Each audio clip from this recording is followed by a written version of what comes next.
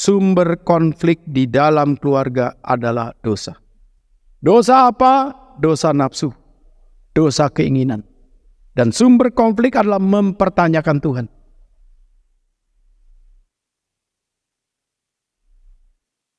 Bilangan 12 ayat 1 dengan 2. Harun dan Miriam marah kepada siapa? Bukan kepada Musa, tapi dia juga marah kepada Tuhan. Kenapa dia marah kepada Musa? Karena Musa mengambil seorang perempuan daripada Kus. Jadi kita bisa melihat ini ada aspek keinginan. Yaitu keinginan apa? Maunya daripada Harun dengan Miriam, ambillah suku daripada Ibrani mereka. Jadi maunya daripada satu suku. Suku yang terpilih. Suku yang sudah ditentukan oleh Tuhan. Kenapa dari bangsa yang tidak memuja Tuhan kau pilih? Nah di dalam bagian ini saudara, mungkinkah Tuhan dipaku di dalam satu nilai ketetapan yang tidak punya satu nilai orientasi kepada jiwa? Tidak mungkin. Mungkinkah keinginan Miriam dan Harun ini mewakili Tuhan? Sehingga kemarahan mereka disebut kemarahan yang suci. Tidak demikian. Tetapi di sini kita bisa melihat mereka pertama membicarakan keputusan Musa mengambil perempuan Kus. Kedua, mereka mulai menilai benar atau tidak benar. Ketiga, mereka mulai mengkritik. Yang keempat yang parah, mereka mulai memberontak.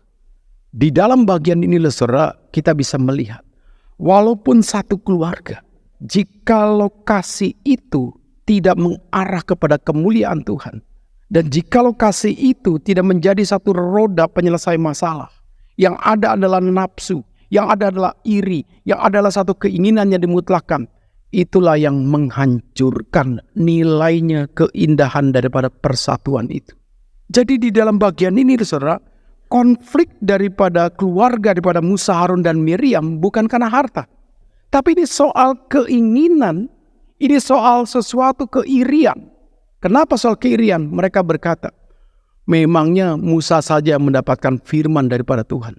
Dan seolah-olah mereka akhirnya mempertanyakan tentang Tuhan yang sudah memakai daripada Musa menjadi hambanya. Nah di dalam bagian ini kita baru sadar, dosa menghancurkan nilai emosi dan keinginan kita. Jadi pada waktu orang berdosa, kadang-kadang emosi itu menjadi satu cetusan ledakan daripada keinginan yang tidak suci. Akhirnya menghasilkan satu emosi yang tidak suci.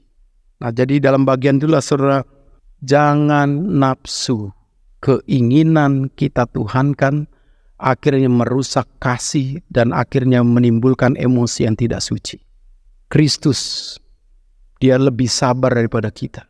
Dalam menanti pertobatan kita, menanti perubahan kita, menanti kesetiaan kita. Dan Kristus menderita. Dan di dalam penderitaan ini kita belajar bagaimana dia bisa kuat. Jadi dalam bagian ini kita belajar bagaimana kita harus menjadi orang yang mewakili Tuhan ketika ada sesuatu yang tidak seperti yang kita inginkan.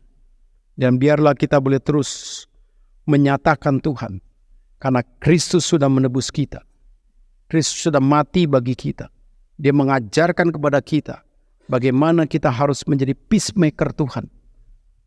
Agen-agen damai Tuhan. Menjadi anak-anak Tuhan dalam terang dan kebenaran. Untuk menyatakan siapa kita yang sesungguhnya di tengah dunia untuk menyaksikan Dia yang hidup.